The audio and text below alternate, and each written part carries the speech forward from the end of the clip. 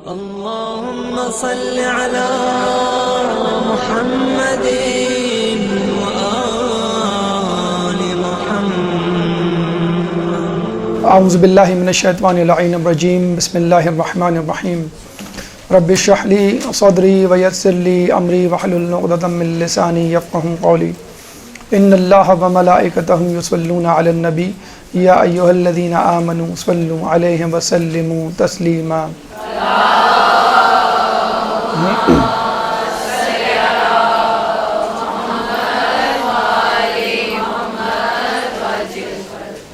زیارت عراق کے حوالے سے اب تک ہماری 2 نشستیں مکمل ہوئیں. پہلی نشست میں فضائل زیارت کے حوالے سے گفتگو ہوئی اور دوسری نشست میں آداب زیارت، اور دوسری نشست میں ان احتیاطوں کو بھی آپ کے سامنے پیش کیا گیا کہ جن کو ملحوظ خاطر رکھنا ضروری ہے اگر آپ چاہتے ہیں کہ آپ کی زیارت کما حقہ ادا ہو. اس کے بعد ہم نے کہا تھا کہ انشاءاللہ آپ کو مرحلہ وار ہر مقامات مقدسہ کی طرف لے کے جائیں گے اور گھر بیٹھے یا مدرسے میں بیٹھ کر وہ روحانی سفر انشاءاللہ کروائیں گے کہ جس کو کرنے کے بعد ہم اور آپ تزکیہ نفس سے دوچار ہوں گے اور تقرب الہی سے بھی. چنانچہ آج ہم عملی طور پر زیارت کا سفر شروع کر رہے ہیں. یوں سمجھ لیجئے کہ ہم نے ٹکٹ کٹا لیا نجف کا اور آج ہم نجف کی طرف رواں دواں ہیں. جیسے کہ ہم نے آپ کو بتلایا کہ جب ہم کسی جگہ کا قصد کرتے ہیں، کسی شخص سے ملنے کا ارادہ کرتے ہیں، کسی چیز کو دیکھنے کی کوشش کرتے ہیں، تو ضروری ہے کہ اس چیز کی، اس شخص کی، اس مقام کی اہمیت، فضیلت آپ کے ذہن میں ہو، تاکہ آپ جب اس کو دیکھیں، اس سے ملیں یا اس کی زیارت کریں تو آپ اچھی طرح سمجھ سکیں کہ میں کیا دیکھ رہا ہوں، کیا سن رہا ہوں، کیا سمجھ رہا ہوں اور کیا کسب کر رہا ہوں. چنانچہ جب ہم نجف کی طرف جائیں گے تو نجف کی طرف جانے سے پہلے جیسے ہم نے آپ کو بتلایا کہ ہر مقام کی معرفت ضروری ہے. معرفت کے بغیر اگر آپ وہاں پہنچ گئے تو آپ سمجھ نہیں پائیں گے کہ میرے سامنے کیا ہے، اور جیسے گئے تھے کورے ویسے ہی واپس آئیں گے. چنانچہ نجف جانے سے پہلے ضروری ہے کہ نجف کی اہمیت آپ کے سامنے ہو. پھر نجف نام یا اس کے متبادل جتنے بھی نام ہیں ان کا کیا پس منظر، کیا معنی ہیں. تاریخ نجف بھی ضروری ہے جاننا کہ نجف کن مراحل سے گزر کر موجودہ شکل میں ہمارے سامنے آیا. پھر فضائل نجف، کیا مولا علی نے فقط ایسے ہی اس مقام کو منتخب کر لیا تھا؟ کیا واقعی اس کے اندر کوئی ایسی خوبی تھی کہ مولا نے اس مقام کو اپنی آخری آرام گاہ کے طور پر منتخب کیا؟ پھر خود مولا کی مرقد مبارک، قبر مبارک یعنی حرم مطہر کی مختصر تاریخ، کتنے لوگوں نے، کن لوگوں نے، کن گروہوں نے اس میں حصہ لیا.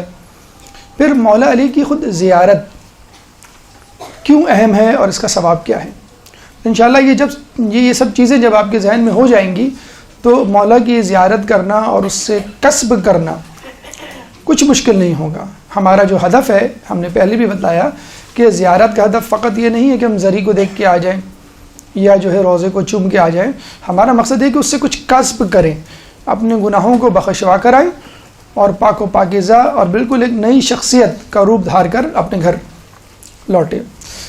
سب سے پہلے اہمیت نجف دیکھیں. اس وقت جو نجف کی، موجودہ نجف کی اہمیت ہے وہ سہ رخی ہے. 3 حوالے سے امپورٹنٹ ہے اس وقت نجف. اولین اہمیت بلا شبہ مولا کائنات حضرت علی ابن ابی طالب اللہم صلی علی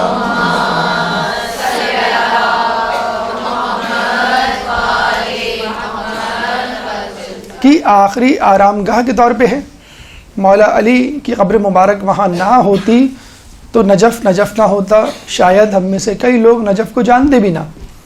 مولا علی نے جب وہاں پہ دفن ہونے کا ارادہ کیا، جب وہاں ان کی تدفین ہوئی، جب وہاں ان کے مزار مبارک بنا، حرم بنا، تو پھر اس شہر کی اہمیت ہو گئی۔ اس سے پہلے نجف کو کوئی نہیں جانتا تھا۔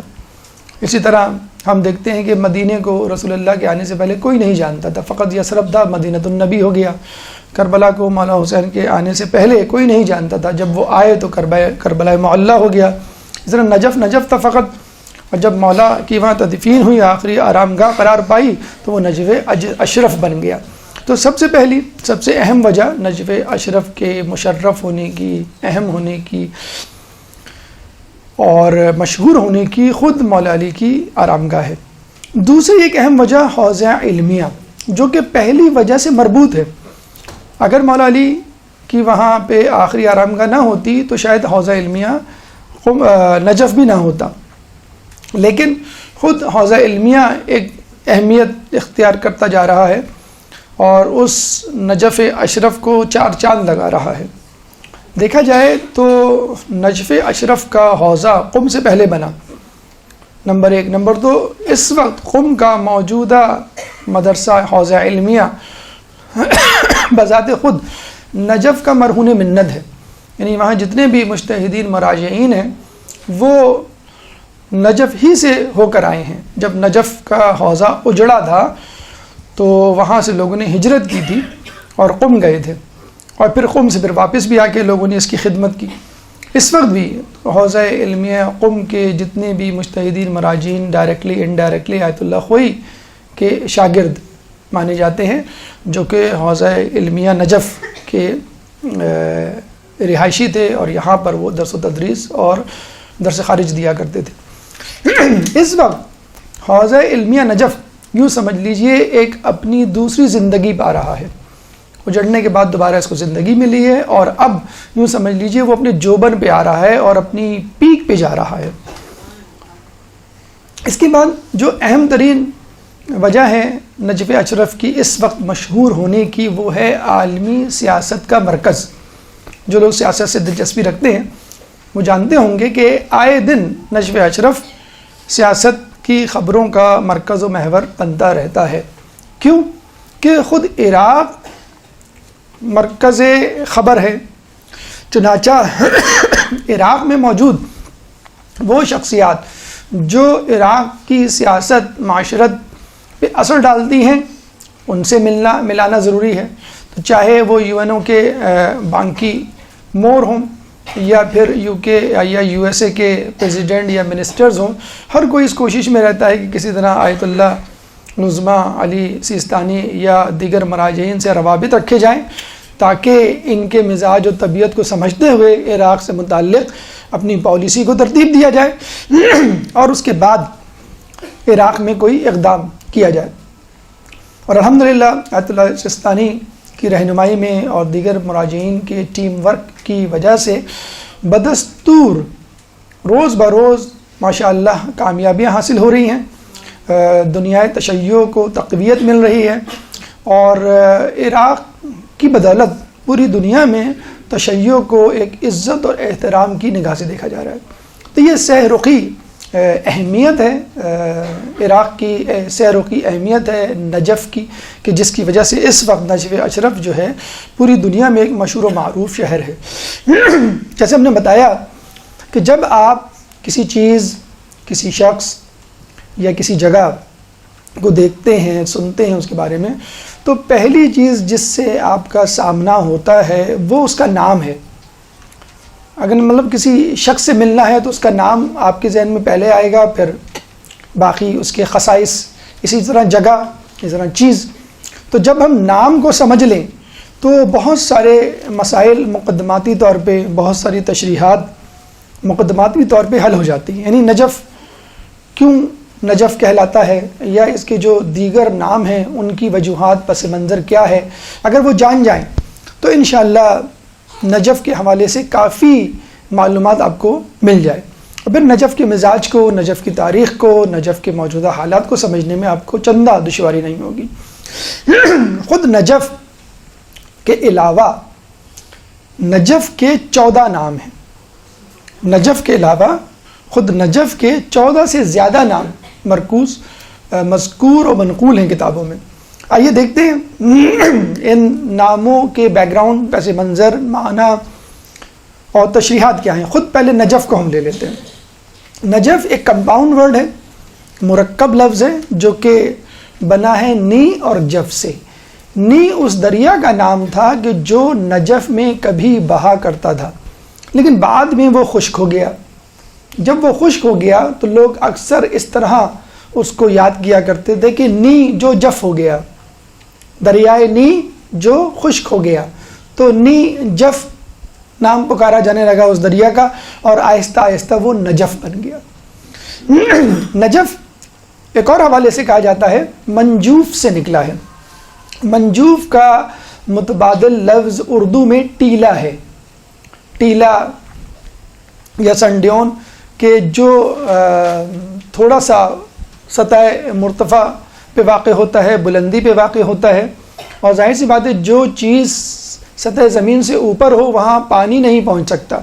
اگر اس کے آس پاس پانی جمع ہوگا تو وہ ٹیلے پہ نہیں پہنچ سکے گا. مطلب بارش ہوگی، آپ نے دیکھا ہوگا آپ کے گھر کی جو منڈیر ہوتی ہے اس پہ پانی نہیں آتا، سڑک پہ ہوتا ہے. تو منجوف سطح مرتفع، بلند جگہ، پلیٹو، اس جگہ اس چیز کو کہتے ہیں کہ جہاں پر پانی پہنچ نہ سکے. تو نجف ابھی بھی اور پہلے بھی سمندر سے 70 میٹر بلند ہے. اگر ہم 3 میٹر کی ایک منزلہ عمارت مان لیں تو یہ کتنی منزلہ عمارت بن جائیں گی؟ 20 منزلہ سے اوپر. سطح سمندر سے نجف 20 منزلہ اوپر ہے. تو ظاہر سی بات ہے کہ اگر یہاں پہ دریا آتا ہے، پانی آتا ہے، تو وہ نجف کے اوپر نہیں آ پائے گا. تو منجوف کہتے ہیں ایک ایسے ٹیلے، ایک ایسے چبوترے کو، ایک ایسی سطح مرتفع کو جو زمین سے بلند ہو اور جہاں پہ پانی نہ پہنچ سکے. تو جب بھی پانی یہاں پر آتا، بارش ہوتی مثلا، یا دریا کا فرات کا رخ یا اس سے کوئی نہر لی جاتی اور اس طرف چھوڑی جاتی تو وہ آس پاس رہتی، لیکن نجف شہر کے اوپر نہیں آ پاتی، اس لیے اس کو نجف کہا جاتا ہے. یہ ایک نام ہو گیا نجف کا. بیک گراؤنڈ 2 حوالے سے نام ایک نجف. نجف کا ایک نام ہے مشہد. مشہد کہتے ہیں گروہ، مجمع کو. ایران میں مشہد بھی اسی نام سے ہے، اور وہ مشہد مقدس امام علی رضا ہے. یہ مشہد مقدس اللہم صلی علی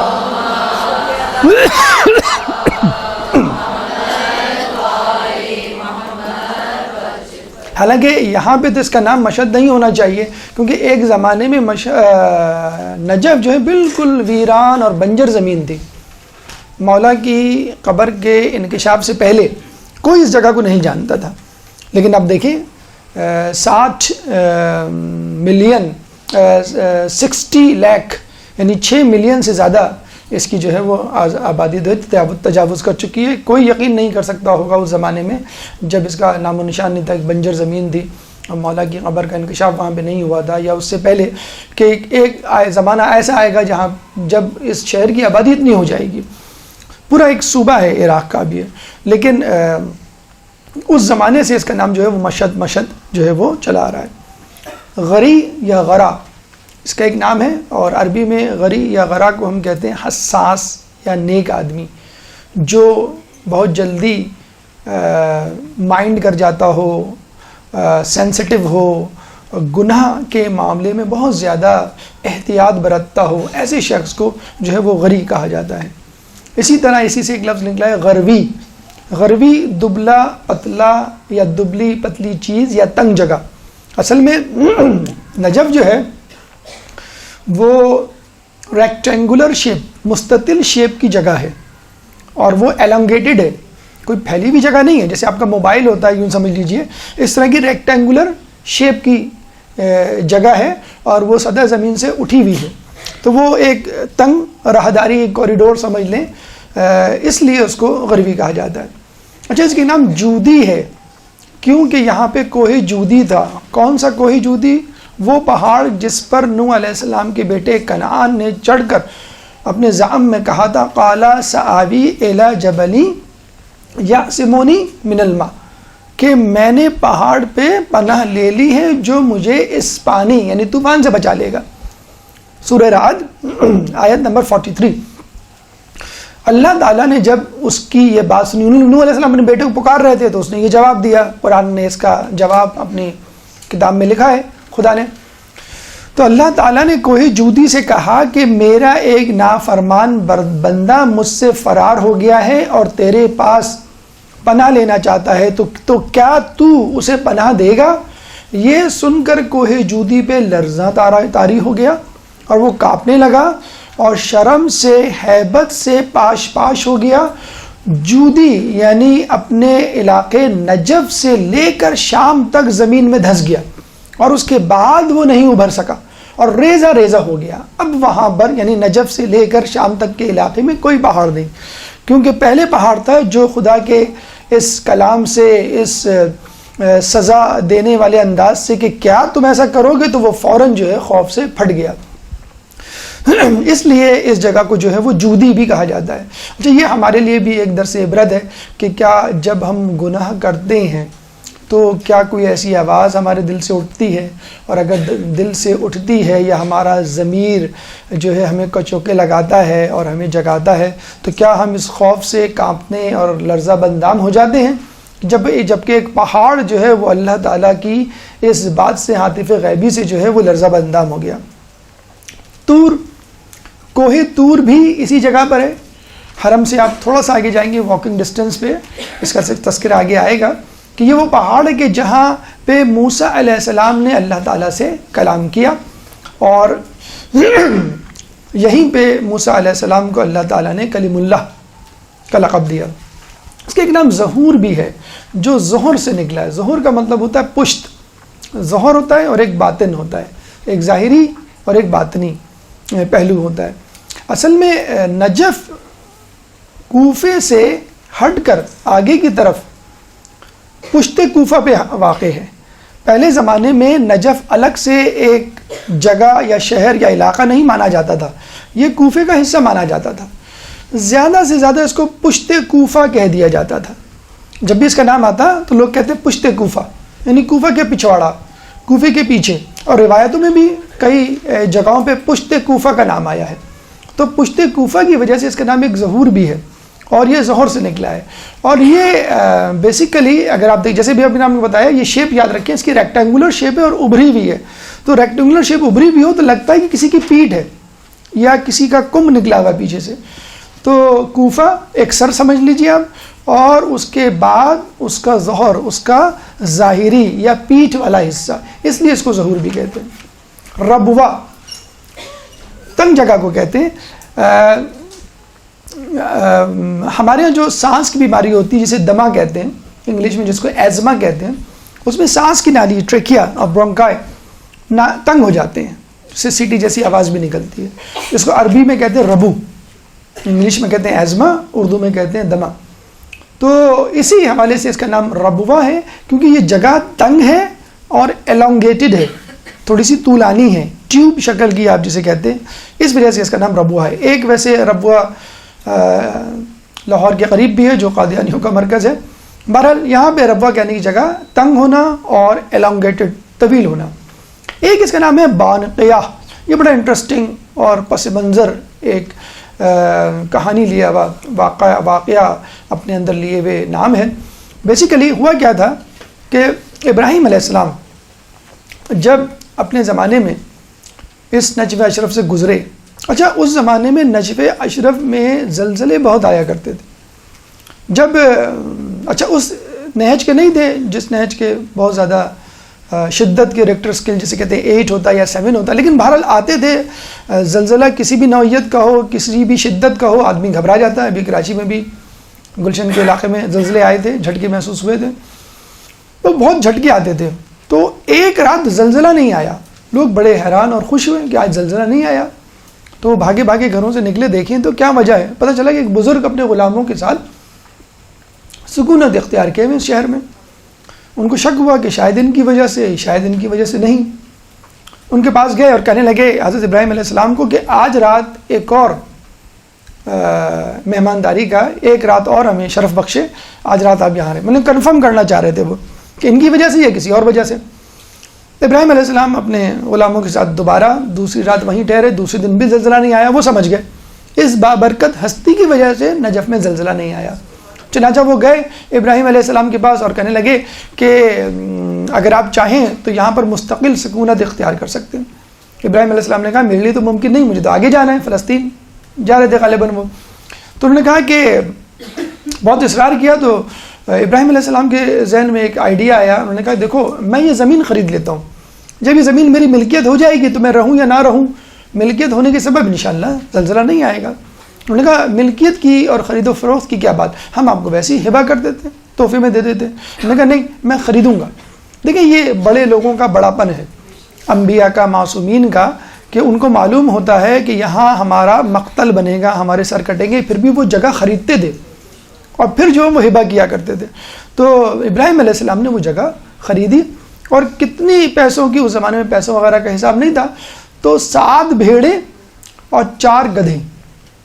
اچھا یہ سن کے مسکرانے کی ضرورت نہیں ہے، اس زمانے میں 7 بھیڑیں مرسڈیز سمجھ لیں اور 4 گدھے آپ چھوٹا کروڑا سمجھ لیں آپ، تو یہ مل ملا کے جو ہے وہ کروڑ کے قریب پہنچ جاتا ہے۔ تو کروڑ میں ماشاءاللہ بڑی اچھی جگہ آ سکتی ہے۔ اس پر بھی ابراہیم علیہ السلام کے غلاموں نے کہا کہ آپ کیوں یہ گدھے اور بھیڑیں ضائع کر رہے ہیں، یہ تو بنجر زمین ہے۔ ابراہیم علیہ السلام نے بنجر زمین مکے کو بھی اختیار کیا، تو پھر وہاں دیکھیں کیا ماشاءاللہ سرسبز و شادابی آئی، اور کیا جو ہے وہ اس وقت بزنس میں اور ٹورنگ میں آگے جا رہا ہے کہ فقط حج اور عمرے کی آمدنی جو ہے وہ اب کافی ہو رہی ہے، پیٹرول کو حد لگانے کی ضرورت نہیں ہے، بلکہ سوچا جا رہا ہے کہ اس کو کس طرح مزید پروفیٹیبل بنایا جائے زیادہ سے زیادہ۔ تو ابراہیم علیہ السلام کو ان کو غلام نے کہا کہ آپ کیوں پیسہ ضائع کر رہے ہیں اس بنجر زمین پہ۔ دیکھیں یہ فرق ہوتا ہے ایک عام آدمی میں، ایک معصوم کی نظر میں۔ ابراہیم علیہ السلام نے کہا خاموش ہو جاؤ، تمہیں نہیں معلوم اس سرزمین سے 70,000 افراد روز محشر محشور ہوں گے اور بلا حساب کتاب جنت میں جائیں گے، اور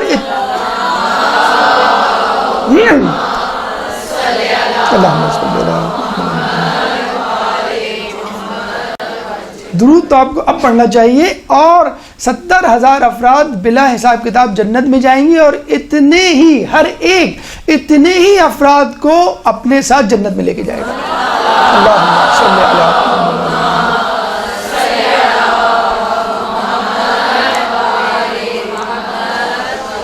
تو اس فضیلت کے سبب انہوں نے اس بنجر زمین کو جس وقت جہاں کچھ بھی نہیں تھا اس کو خریدا اور اس کی قیمت ادا کی۔ اس زمانے میں جو لوگ وہاں رہتے تھے وہ بنتیا، بے نون توے یا ہے، بنتیا زبان بولا کرتے تھے، اور بنتیا زبان میں بھیڑ کو نقایہ کہتے تھے۔ تو بنتیا کی نقایہ، پھر وہ بعد میں بانقیہ کمپاؤنڈ ورڈ بن گیا، بانقیہ یعنی جہاں پر بھیڑیں دے کر جگہ کو خریدا گیا۔ اس کے بعد ایک اور نام وادی سلام۔ اس وقت وادی سلام جب ہم کہتے ہیں تو قبرستان ذہن میں آتا ہے۔ بیسیکلی خود نجف کا نام وادی سلام ہے، اور وادی سلام کا قبرستان was a part of it, ایک اس کا حصہ تھا۔ جیسے ہم کہتے ہیں کہ میوہ شاہ کا قبرستان ہے، تو اس کا علاقہ کچھ اور ہوگا، اور اس کا قبرستان یعنی اس شہر کا قبرستان وہ میوہ شاہ کا کہلائے گا مثلا۔ تو وادی سلام پورے نجف اشرف کا نام تھا، اور قبرستان اس میں موجود تھا، تو اس کو کہا جاتا تھا کہتے کہ وادی سلام کا قبرستان۔ لیکن جب نجف ایک الگ حیثیت میں مولا علی کی مرقد اور حرم مطہر کے حوالے سے مشہور ہوا، تو وادی سلام کا نام قبرستان سے مخصوص ہو گیا، اور باقی شہر کو جو ہے وہ نیجف یا نجف کہا جانے لگا، ورنہ اس پورے علاقے کا نام پہلے وادی سلام تھا۔ یہ بھی یاد رہے کہ پہلے زمانے میں یہاں پر مسلمانوں کی نہیں، کرسچنز کی، عیسائیوں کی قبریں ہوا کرتی تھیں، اور ابھی بھی کئی قبریں کھودتے ہوئے صلیب نکلتی ہے کہ وہ جو پہلے زمانے کے اسلام سے پہلے یہاں پہ ایک حیرہ شہر ہوتا تھا اس کے قریب، وہاں پہ عیسائی رہا کرتے تھے۔ تو مولا علی کی تدفین کے بعد، پھر اسلام کے آنے کے بعد، مسلمانوں کی رہائش کے بعد، اب جو ہے وہ عیسائی یہاں پر موجود نہیں ہیں۔ ایک نام اس کا لسان ہے، آسان ہے سمجھنا، کیونکہ لسان یعنی زبان بھی ریکٹینگل شیپ کی ہوتی ہے اور ابھری ہوئی ہوتی ہے، ایگزیکٹلی اسی شیپ کا نجف بھی ہے، یعنی ریکٹینگل مستطیل شیپ کا ہے اور تھوڑا سا ابھرا ہوا ہے۔ ایک نام ہے حیرہ۔ حیرہ اسلام سے پہلے بہت ہی خوبصورت، بہت ہی خوشحال، ترقی یافتہ شہر تھا۔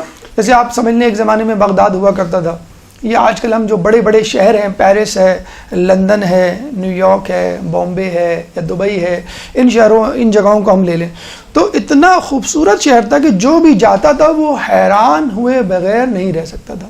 جب بھی اس سے پوچھا جاتا وہ کہتا تھا کہ بھئی بڑا ہی حیران کن.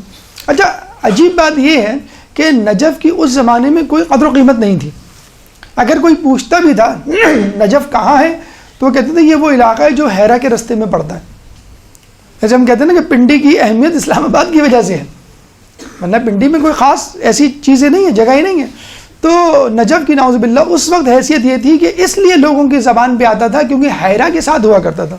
اب جو ہے لوگ حیرہ کو نہیں جانتے، نجف کو جانتے. براسا یا براسا، مسجد براسا بھی آپ نے سنی ہوگی. براسا کہتے ہیں بیرونی جگہ کو، خارجی جگہ کو. جیسے ہم نے آپ کو بتایا basically it was a part of Kufa, تو کوفے کا باہر کا حصہ یہ کہلاتا تھا. تو جب بھی اس کا نام آتا تھا تو پشت کوفہ یا بیرونی کوفہ یا خارج از کوفہ کہا جاتا تھا. اس لیے اس کا نام براسا پڑ گیا کہ یہ کوفے کے باہر کا حصہ ہے یا پشت کوفہ ہے. ایک نام ہے اس کا حوار. حوار کہتے ہیں مباحثے کو، ڈائلاگس کو، مجادلے کو یا مقابلے کو. اور اس کی وجہ یوں بیان کی جاتی ہے کہ نجف میں اکثر تاریخ یہ بتاتی ہے کشتخون کا بازار گرم رہا ہے اور کئی حملہ آور فوجوں نے اس پہ حملہ کیا ہے فقط شیعہ دشمنی میں. جس طرح کوفہ قتل و غارت کا بازار رہا ہے، دیکھا جائے تو پورا عراق ہی اپنی ہسٹری کے اعتبار سے جنگ و جدل کا مرکز رہا ہے. تو حوار اس کا ایک نام تھا. حد العذرا، عذرا معذرت کو کہتے ہیں، غالباً اس کا نام یوں ہے کہ یہاں پر انسان اپنے گناہوں کا اقرار کر کے خدا سے معذرت طلب کرتا ہے اور مولا کی شفاعت کے ذریعے اپنے گناہوں کو یہاں پا کر دھوتا ہے. تو یہ تمام نام نجف اشرف کے علاوہ، نجف کے علاوہ 14 یا اس سے زیادہ.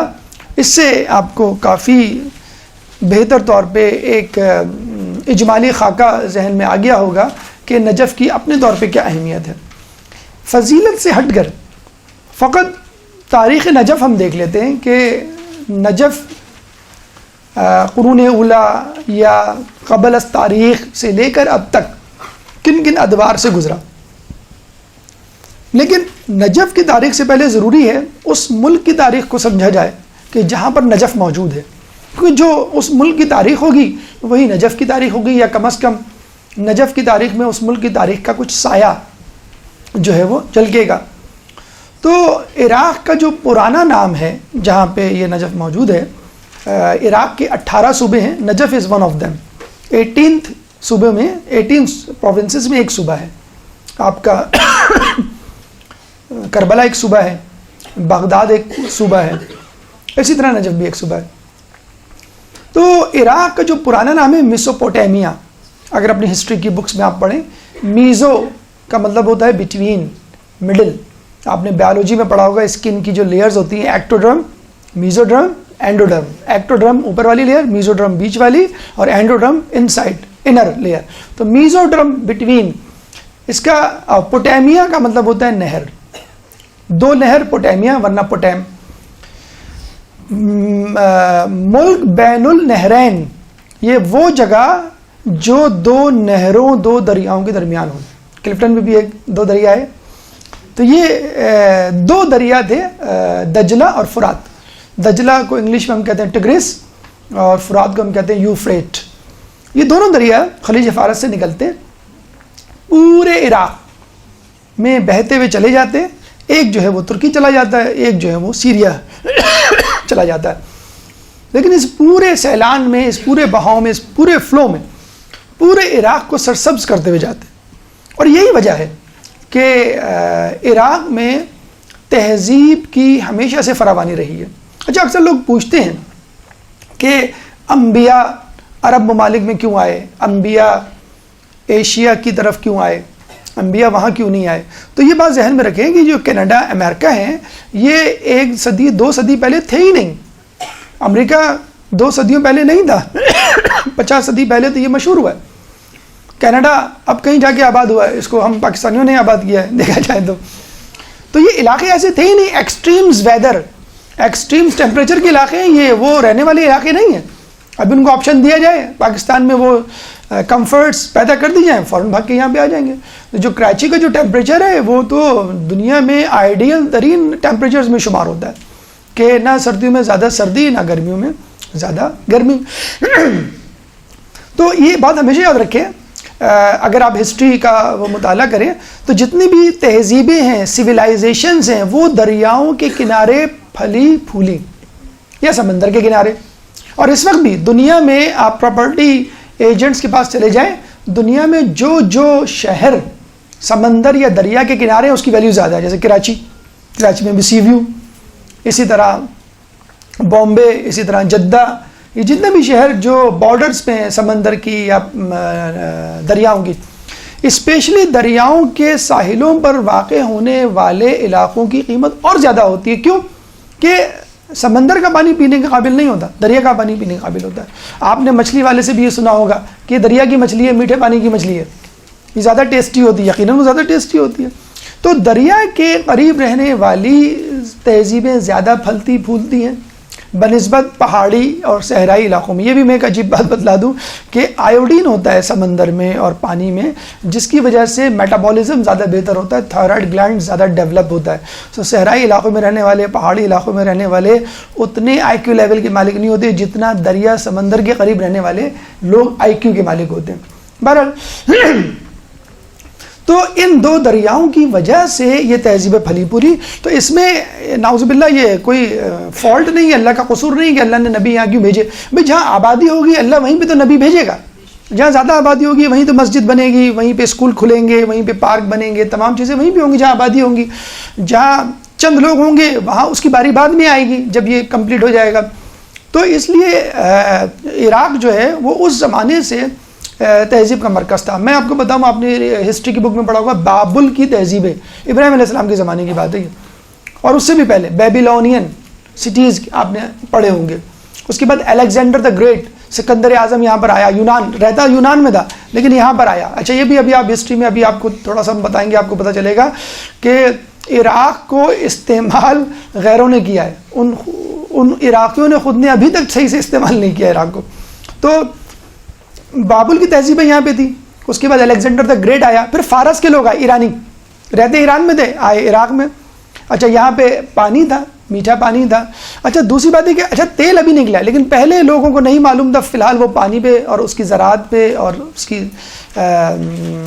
فصلوں پر گزارا کیا کرتے تھے. جب تیل نکلا دنیا میں دوسرا زیادہ تیل پیدا کرنے والا ملک ہے، پہلا سعودی عرب ہے، دوسرا جو ہے وہ عراق ہے.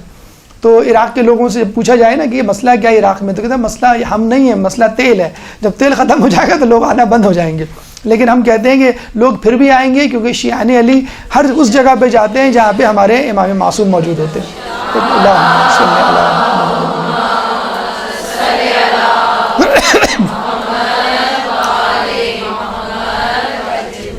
تو پہلے جو ہے وہ بابل کی تہذیبیں، پھر الیگزینڈر گریٹ، سکندر اعظم آیا، اس نے دارالخلافہ بنایا، پھر فارس نے. اس کے بعد مسلمانوں نے یہاں پر ریڈ کیا اور اس پہ قبضہ کیا اور ان کو اپنی سلطنت میں شامل کیا. اس کے بعد بنو امیہ نے اس کی طرف توجہ نہیں دی، بنو عباس نے اس کی طرف توجہ دی کہ یہ زرخیز علاقہ ہے، پانی ہے، اس کو جو ہے وہ ڈیولپ کرنا چاہیے. تو آپ نے سنا ہوگا گولڈن پیریڈ آف مسلمس، آپ کبھی ہسٹری پڑھیں تو یہ وہ دور تھا جب بغداد اپنے عروج پہ تھا. یعنی بالکل بغداد ایسے جیسے نیو یارک، یہ سیریا کا قافلہ جا رہا تھا نا، نیو یارک اس کو روک لیا گیا، ٹرمپ نے منع کر دیا. تو زمانے میں یورپ سے قافلے جایا کرتے تھے، بغداد ہمیں نیشنلٹی دے دو. جو گولڈن پیریڈ ہوا کرتا تھا، بہت تعمیر اور بہت ترقی، بہت خوشحالی ہوا کرتی تھی. تو اس وقت انہوں نے توجہ دی. لیکن یہ بات ہم پھر بھی بتلا دیں کہ ہمارے نزدیک خوشحالی ترقی کوئی معنی نہیں رکھتی کہ اگر ہمارے معصوم اور اللہ کے منتخب کردہ بندوں کو تھوڑی سی بھی تکلیف ہو جائے، ان کو سوئی بھی چپ جائے، تو ہم کہیں گے وہ دور سیاہ ترین دور تھا. تو بہرحال یہاں پہ جو ہے انہوں نے توجہ دی. عباسی خلیفہ جب گئے تو پھر منگولز نے اٹیک کیا، اور یہ تھا تقریباً 6 صدی عیسوی میں، 6 صدی عیسوی میں منگولز نے اٹیک کیا. منگولز کے بعد 12ویں صدی میں عثمانیہ خلافت قائم ہوئی، جس میں اس نے عراق کو بھی، اور یہ تھے ترک زیادہ تر. اچھا جتنی تہذیبیں پہلے کہیں کہیں حکومت کر چکی ہیں، اس وقت انٹرنیشنل پالیٹکس میں وہ بہت آگے نظر آتی ہیں. ترکی آپ کو اس طرح کیوں اچھلتا ہوا نظر آتا ہے؟ ایک زمانے میں ترکی کی سلطنت عثمانیہ تھی. خلافت عثمانیہ کو بچانے کے لیے ہم لوگوں نے کتنی قربانیاں دیں یہاں پہ پاکستان میں, انڈیا میں. تو فارس ایران جو ہے کیوں اتنی گریٹ ایک رہی ہے سویلائزیشن, اس وجہ سے. عراق ہے, پھر دوسرے اقوام ہیں. تو سلطنت عثمانیہ 12ویں صدی میں رہی, اور سلطنت عثمانیہ کا جو زوال ہوا وہ فرسٹ ورلڈ وار میں ہوا. جب فرسٹ ورلڈ وار ہوئی تو سلطنت عثمانیہ جو ہے وہ ہاتھ سے چلی گئی, خود ہی ختم ہو گئی, اور اس کی جگہ فرانس اور برٹن نے لے لی. اب ان کی باری تھی, انہوں نے خوب خون چوسا. خون کیا چوسا؟ تیل چوسا, اور خوب ڈبے بھر بھر کے جو ہے وہ لے گئے. برطانیہ کی کمپنیز اور فرانس کی کمپنیز خوب بےخوب بنایا یہاں کے لوگوں کو. پھر جب سیکنڈ ورلڈ وار ہوئی تو امریکہ نے کہا اب ہماری بیٹنگ ہے, اب ہماری باری ہے, اب آپ جائیں. امریکہ نے وہاں پہ جو ہے ٹرک کے ٹرک بھرے, اور اس کے پیچھے لکھا ہوتا تھا ڈرنکیبل واٹر یا dirty water not for drink, کہ کوئی اس کی طرف دیکھی بھی نہیں. تیل کے کنٹینرز پہ واٹر کے جو ہے لیبلز لگا لگا کے. ابھی بھی عراق میں جو کنسٹرکشن کمپنیز ہیں 90% امریکنز ہیں. 90% وہی ہیں جنہوں نے اس کو تباہ کیا ہے. پہلے آپ نے تباہ کرنے کے لیے اسلحہ دیا یہیں کے لوگوں کو, صدام کو, یہاں کی حکومت کو. اسی امریکہ اور انگلینڈ اور فرانس نے اسلحہ دیا, اور اسی کو تعمیر کرنے کے لیے اینٹیں بھی یہی فراہم کر رہے ہیں. تو پہلے بھی یہ پیسہ لے کر اس کو لوٹ رہے تھے, اب بھی جو ہے وہ پیسے لے کر اس ملک کو لوٹ رہے ہیں. 2003 میں جب صدام کی حکومت واصل جہنم ہوئی, وہ خود واصل جہنم ہوا, اس کو پھانسی ہوئی, پھر کہیں جا کر جو ہے موقع ملا شیعوں کو یہاں پہ آزادانہ سانس لینے کا. 60% آن بورڈ آفیشلی ان کی آبادی ہے. لیکن میری خود ایک عراقی سے بات ہوئی ہے تفصیلی, تو اس نے کہا کہ اس وقت 80% شیعہ ہیں, کیونکہ بہت سارے غیر شیعہ افراد اس کو چھوڑ کے جا چکے ہیں کہ اس ملک میں اب رہا نہیں کچھ. یہاں پہ اربعین پہ کروڑوں کا مجمع, پھر وہ عاشور پہ, پھر جو ہے وہ رجب میں, تو ہم اب یہاں پہ کیا کریں گے. تو اتنا جیسے انچولی لوگ چھوڑ کے چلے جاتے ہیں کہ بھئی یہاں آئے دن مجلسیں ہوتی رہتی ہیں, کیا مسئلہ ہے. تو اب 80% جو ان آفیشیل پاپولیشن ہے وہ 80% جو شیعہ ہیں. اسی لیے پھر دوبارہ جو عالمی پالیٹکس کی جو بساط ہے وہ حرکت میں آ گئی ہے کہ یہ کہیں ملک شیعوں کے ہاتھ میں نہ چلا جائے. پھر مراجعین اکرام کا جو اثر و رسوخ وہ دیکھ رہے ہیں, جو اب تک نظر نہیں آ رہا تھا, اب ایک دم سے دیکھ رہے ہیں کہ ایک حکم پر جو ہے تمام لوگ ہتھیار لے کے, علماء کیا, طالب علم کیا, ایک عام آدمی کیا, ہتھیار لے کے پہنچ جاتا ہے داعش سے لڑنے کے لیے. تو وہ پھر سرگرم ہو گئے کہ بھی ہمیں جو ہے یہ شیعوں سے ایک کو لینا ہے. اس لیے اب سازش کی جا رہی ہے اس کو شیعہ, سنی اور کرد 3 حصوں میں تقسیم کیا جائے اور 3 عراق بنائے جائیں. تو یہ آپ نے دیکھا تاریخ تھی عراق کی, خون آشام جو ہے وہ تاریخ تھی کہ جس میں ہر شخص نے آ کے اپنا اپنا حصہ لیا. اس کی جو لوکیشن ہے وہ بھی بڑی پرائم قسم کی لوکیشن ہے. ایک پاکستان کی لوکیشن بہت امپورٹنٹ ہے, بلکہ کبھی انشاءاللہ بات ہوئی تو ہم آپ کو بتائیں گے. پاکستان کی امپورٹنس شاید دنیا میں کسی بھی ملک سے زیادہ ہے. جو لوکیشن ہے ہماری, ہم جن ممالک کے درمیان ہے, جو سمندر ہے, اور اگر ہم تھوڑا سا اپنے بارڈرز کو یوز کر لیں اور صرف آنے جانے کے لیے ٹول ٹیکس لے لیں, تو اس سے ہماری جو ہے وہ خرچہ پانی, ہماری جو انکم ہے اور معیشت ہے وہ سمجھ جائے گی. تو آپ اس میں دیکھ لیں اس کا جو بیک گراؤنڈ ہے, باؤنڈریز ہیں. اوپر نارتھ میں ترکی ہے, نیچے سعودی عرب ہے, رائٹ ہینڈ پہ ایسٹ پہ ایران ہے, ویسٹ پہ جو ہے وہ جارڈن ہے. تو یہ ممالک ان کی اپنی سویلائزیشنز ہیں, فارس کی, ترکی کی, سعودی عرب کی, اور ان کا اپنا اثر و رسوخ رہا ہے. تو ابھی بھی اگر عراق میں کچھ ہوتا ہے تو ان ممالک جو بارڈرز میں ہیں ان کی ایک اپنی حیثیت وہ اثر ڈالتے ہیں. اچھا یہ تو موجودہ ہے, لیکن اگر ہم دیکھیں تو یہ انبیاء کی سرزمین رہا ہے. فلسطین کو انبیاء کی سرزمین کہا جاتا ہے اور عراق کو بھی کہا جاتا ہے. انبیاء میں آپ لے لیں آدم علیہ السلام, وہ یہاں پہ صرف قبر مبارک نہیں کہتے, انہوں نے اس کا مسکن بنایا تھا. نوح علیہ السلام کی فقط قبر مبارک نہیں ہے, آپ نے دیکھا ہوگا کوفے میں جو کنواں ہے وہیں سے تو پانی نکلا تھا. وہ ایک تو اوپر سے برسا تھا اور ایک زمین سے نکلا تھا, تو وہ وہاں سے نکلا تھا پانی. تو نوح علیہ السلام نے اس کو اپنا مرکز بنایا, پھر اس کے بعد خضر علیہ السلام نے اس کو اپنا مرکز بنایا, پھر جو ہے دیگر انبیاء نے. تو انبیاء کی سرزمین کہا جاتا ہے. یعنی پیچھے اگر ہم ہسٹری میں جائیں تو آپ کو یہاں پہ حرکت اور ہلچل نظر آئے گی. بہرحال عراق میں جو بھی آیا اس نے اپنے مقصد کے لیے پانی کو استعمال کیا, اپنے مقصد کے لیے جو ہے وہ سمندر کو استعمال کیا, اپنے مقصد کے لیے اس کے تیل کو استعمال کیا. اس وقت اس کے 18 پروونس ہیں, جس میں ہم نے بتایا آپ کو کربلا ایک پروونس ہے, نجف ایک اپنا ایک پروونس ہے, بغداد جس میں کاظمین واقع ہے وہ ایک اپنا پروونس ہے. اب آئے نجف کی طرف. نجف کے اطراف میں پہلے عیسائی رہا کرتے تھے, مسلمان نہیں تھے. مسلمانوں کی آمد سے پہلے عیسائیوں کا شہر تھا, اور حیرہ جو شہر تھا وہ نجف کے برابر میں واقع, ہم نے آپ کو بتایا پڑوس میں. ابھی بھی وادی اسلام کی کچھ قبریں جب کھودی جاتی ہیں مردے کو دفنانے کے لیے تو عیسائی لوگوں کی قبریں نکلتی ہیں اور اس میں سے صلیب برآمد ہوتی ہے. مسلمانوں نے جیسے ہم نے بتایا کہ ہارون رشید کے زمانے میں اس کی طرف توجہ ہوئی, اور اس کی طرف توجہ ہونے کے ساتھ ساتھ یہاں پر جب تشیع کا زور ہوا, یعنی مولا علی کی قبر مبارک جب دریافت تھی اور لوگ آنا شروع ہوئے, تو دشمنان اہل بیت بھی سرگرم عمل ہو گئے. 18ویں صدی میں وہابیوں نے عبد الوہاب کی سرکردگی میں انگلینڈ اور فرانس کی آشیرواد میں کئی اٹیکس کیے, اور اتنے اٹیکس کیے اور اس بے دردی سے قتل عام کیا کہ بالکل جسے کہتے ہیں جو کربلا میں ہوا اس سے پہلے چھوٹی چھوٹی کربلائیں اور اسی انداز کے کام تشدد ہوتا رہے. مثلا دریائے فرات سے جو نہر آیا کرتی تھی اس کو یہ لوگ بند کر دیا کرتے تھے. مطلب 30,000 آبادی ہوا کرتی تھی, جب وہ حملہ کرتے پانی بند کرتے تو فقط 3 آبادی رہ جاتی. پھر جب وہ چلے جاتے دوسرے لوگ آتے, جیسے ایران کے بادشاہ شاہ صفوی کا جو خاندان تھا اس کے بڑے احسانات ہیں. اس نے حرم مطہر کی تعمیر میں, خود نجف اشرف کی تعمیر میں بڑا حصہ لیا ہے. تو وہ باقاعدہ انہوں نے نہر کھودی فرات سے جو نجف آتی تھی, تو آبادی ایک دم سے 60,000 ہو گئی. تو آپ نے دیکھا عجیب پارا صفت تاریخ ہے نجف کی, کبھی اتنے زیادہ لوگ, کبھی ایک دم سے کم لوگ, کبھی لوگوں کا جھکاؤ نجف کی طرف, کبھی جو ہے وہ نجف سے فرار, بالکل مولا علی کی شخصیت کی طرف. خیبر اور خندق میں جو ہے مولا علی کے آگے پیچھے کہ مولا علی کچھ جوہر دکھائیں گے تو ہمیں مال غنیمت ملے گا, اور جب رسول اللہ کا انتقال ہوتا ہے تو مولا علی سے بالکل منہ پھیر لیتے ہیں کہ سلام کا جواب بھی نہیں. جب خلافت ملتی ہے تو فوراً آ جاتے ہیں کہ ہمیں بھی کچھ منصب دے دیجئے, اور پھر جو ہے الزام لگا کر ان کے خلاف لشکر کشی. تو عجیب و غریب ہے, کسی نے جو ہے ان کو خدا سے ملایا اور کسی نے جو ہے ان کو کافر قرار دیا, نعوذ باللہ. تو اس طرح نجف کا بھی یہی حال ہے, کسی نے جو ہے اپنی پوری دشمنی اتاری ہے اور کچھ تو خون کا بازار گرم کیا, اور کس نے جو ہے اس کو ہمیشہ اپنا مسکن بنا کے چھوڑا. اس وقت موجودہ نجف اگر آپ جائیں گے تو حرم کے آس پاس 4 علاقے ہیں. جو نارتھ ایریا ہے وہ عمارہ کا علاقہ کہلاتا ہے, اور جو نیچے کا علاقہ ہے ساؤتھ کا وہ جو ہے براق یا حویش کہلاتا ہے. یہ آپ کو محلے ملیں گے 4. نجف کا جو حوضہ علمیہ ہے, جیسے ہم نے بتایا اس کی بڑی امپورٹنس ہے اپنے طور پہ تاریخی اعتبار سے ہٹ کر. سب سے پہلے جو نجف اشرف کو مولا علی کی بات کر رہے ہیں, جو شرف بخشا علمی اعتبار سے, وہ شیخ طوسی تھے.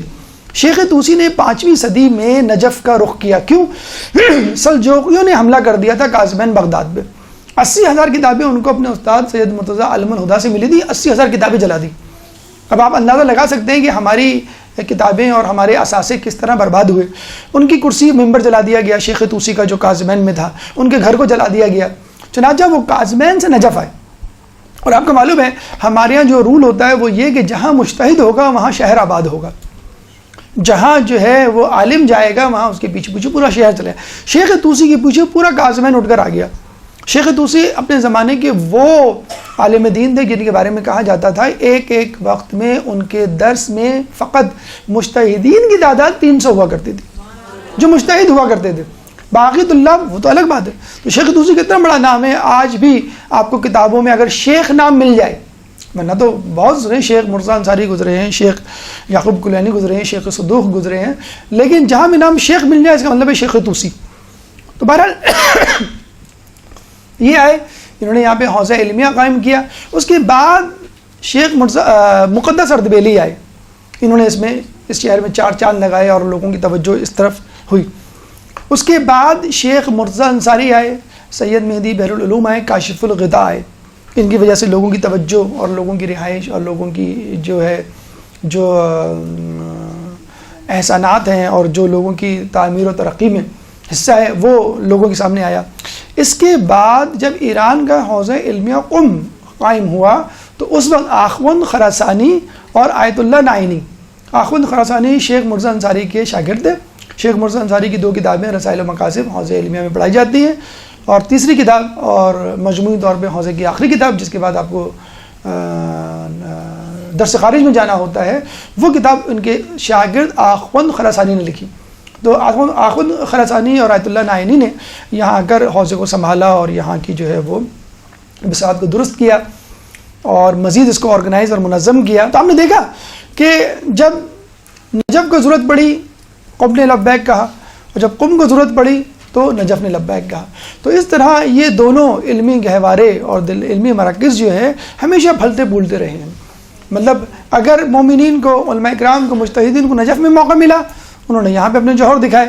قم میں موقع ملا, وہاں پہ جوہر دکھائے. جہاں میں اہل ایمان صورت خورشید جیتے ہیں, ادھر ڈوبے ادھر نکلے, ادھر ڈوبے ادھر نکلے. تو یہی حال علماء کا, مجتہدین کا اور مومن کا بھی ہونا چاہیے کہ وہ اپنے اعمال کو جگہوں سے مخصوص نہ کرے کہ میں مسجد میں ہوں, مدرسے میں ہوں تو نیکوکار بنوں گا, اور اگر میں گلی کوچوں میں ہوں گا, رشتہ داروں میں محفل میں ہوں گا تو نیکوکار نہیں بنوں گا. یہ ایک غلط پالیسی ہے. آپ کو ہمہ وقت علم دین کی تڑپ رکھنی ہے, علم دین کو پھیلانے کے لیے کوشش کرنی ہے. اب آ جائے فضیلت نجف.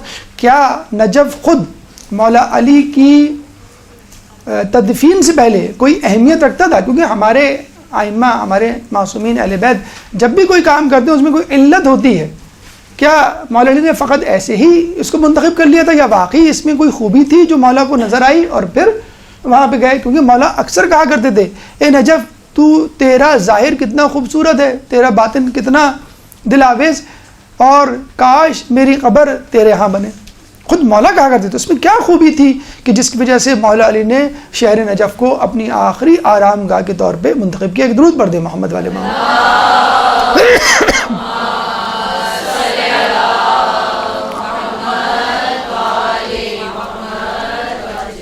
خود مولا علی کی روایت ہے کہ نجف اولین عبادت گاہ ہے. جب فرشتوں کو کہا گیا کہ تم جو ہے آدم کو سجدہ کرو, تو یہی وہ سرزمین ہے, کون سی؟ نجف کی, کہ جہاں پر فرشتوں نے سجدہ کیا. تو دنیا میں سب سے پہلی عبادت گاہ نجف اشرف ہے. پھر کہتے ہیں کہ روزانہ 70,000 فرشتے بیت المعمور کا طواف کرتے, پھر نیچے بیت اللہ کا طواف کرتے, پھر یہی 70,000 فرشتے مسجد نبوی جاتے, وہاں قبر رسول کا طواف کرتے, پھر یہی فرشتے نجف اشرف جا کے حرم مطہر کا طواف کرتے. 70,000 فرشتے روزانہ ایسا کرتے ہیں, اور یہ سلسلہ قیامت تک جاری رہے گا. اس کے علاوہ ایک اور اہمیت, مودت اہل بیت کو اللہ تعالیٰ نے جب تقسیم کرنا چاہا تو سب سے پہلے آسمان نے لبیک کہا, اللہ نے اس کو اپنا عرش بنا لیا. اس کے بعد چوتھے آسمان نے لبیک کہا, اللہ تعالیٰ نے اس کو بیت المعمور سے شرف بخشا. اس کے بعد آخری یا دنیاوی یا 7ویں آسمان نے حامی بھری, تو اللہ تعالیٰ نے اس کو ستاروں سے مزین کیا. اس کے بعد مکہ مکرمہ نے حامی بھری, تو اللہ تعالیٰ نے اس کو اپنے بیت اللہ سے مشرف کیا. اس کے بعد یثرب نے, مدینۃ النبی نے لبیک کہا, تو اللہ تعالیٰ نے اس کو قبر مطہر رسول سے زینت بخشی. اور پھر آخر میں جب کوفہ نے لبیک کہا تو اللہ نے اس کو نجف اشرف میں مولا علی کی قبر سے شرف بخشا. یہ اللہم صلی علی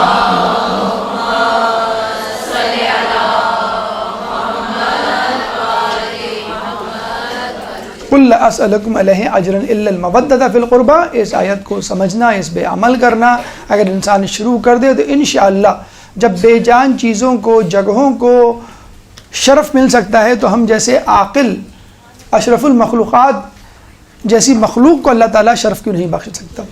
کعبے میں جبرائیل علیہ السلام کو حکم دیا گیا, جب ابراہیم علیہ السلام بنا رہے تھے کعبہ, تو اللہ تعالیٰ نے جبرائیل کو حکم دیا کہ کعبے کے لیے پتھر 4 جگہوں سے منتخب کر کے لاؤ.